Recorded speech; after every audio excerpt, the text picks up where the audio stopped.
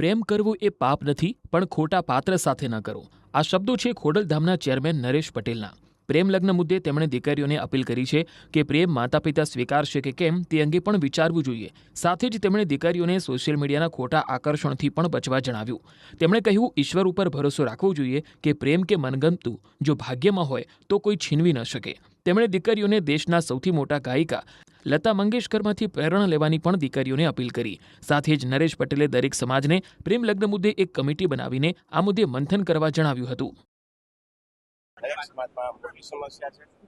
આનું નિવારણ દરેક સમાજના આગેવાનોએ ભેગા થઈ અને એક કમિટી રચવી જોઈએ અને એમાં ખોડલધામને જ્યાં પણ ભાગ બનવું પડશે ત્યાં અમે પહેલ કરશું અને આ મોટો વિષય છે. આ વિષયને ગમે એમ કરીને આપણે દબાવશું. એટલે દીકરીઓને સલાહ આપી છે. બિલકુલ દીકરીઓને તો વર્ષોથી અમે સલાહ આપી જ છીએ. પ્રેમ કરવો એ કોઈ પાપ નથી, પણ પ્રેમ કોની સાથે થાય છે, માવતરની આપણને પરમિશન મળે છે કે નહીં, આ બહુ મહત્વની વાત છે. નરેશભાઈ, દીકરીઓ જે પ્રેમની વાત આવે છે, એક આંતરિક ખોટી રીતના આંતરિક લાગણીઓમાં તણાઈ જાય છે, ખોટી લાગણીઓમાં ફસાઈ જતું હોય એવી કિસ્સાઓ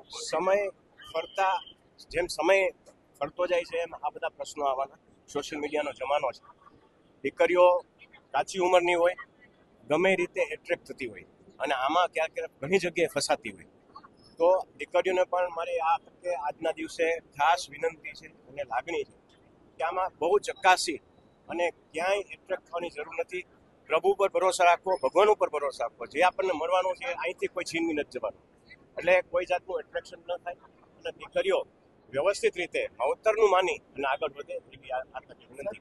તમે પણ એક પિતા છો, ક્યારે કોઈ પિતા કે માતા એવું વિચાર કે દીકરીને નંબર મળે, દીકરીઓ જે રીતના પગલા ભરી રહી છે, તમારું બહુ દુઃખની વાત છે. જેને કરે દીકરીઓને ખબર હોય કે આ પરિસ્થિતિ જેની કરે પેદા થાય તો શું થઈ શકે. એટલે દીકરીઓને ફરીથી મા બાપ તો ઈચ્છતા જ હોય કે એની દીકરી બહુ સારા ઘરે જાય, સારી જગ્યાએ પ્રસ્થાપિત થાય, પણ જ્યારે આવા પ્રશ્નો ત્યારે દુઃખની વાત છે. દીકરીઓને ફરીથી અપીલ અને વિનંતી કરું છું કે એટ્રેક્શનમાં ન આવી અને સાચા પગલે સાચા રસ્તે. જે સિંગર દીકરીઓ છે તેને લઈને પણ ઘણા વિવાદો કારણ કે દીકરીઓ સિંગર ના બને પણ ક્યાંક સમાજ વાત. સમાજ અને સોશિયલ મીડિયા ખૂબ મોટા થઈ ગયા છે. દરેક સમાજના આગેવાનો ઘણી બધી વાતો કરે છે. આપણે એક સમાજને લઈને આજે વાત ન કરી, પણ આ એક જે આપણે પ્રશ્ન કર્યો એ દરેક સમાજનો પ્રશ્ન છે. અને આ ફરીથી હું કહીશ કે દીકરીઓને પૂરેપૂરો અધિકાર છે બધું કરવાનો. સિંગર પણ બની શકે છે અને કોઈ પણ ક્ષેત્રે આગળ વધી શકે છે, પણ એને કેટલો એને હદમાં રહેવું એ એના માટે. એક સિંગર બન્યા પછી એકની જવાબદારી મોટી, કારણ કે એ પ્રેરણા આપતી હોય છે. જો એવું જ કરે તો અન્ય દીકરીઓ પણ ક્યાંક. હું એવું માનીશ કે આ ભારત વર્ષની અંદર સૌથી મોટા ગાયિકા કોઈ હોય તો એ લતા મંગેશકર હતા. એ પણ એક દીકરી જ હતા એક જમાનામાં. લતા મંગેશકરને પ્રેરણા રાખી અને દીકરીઓને આગળ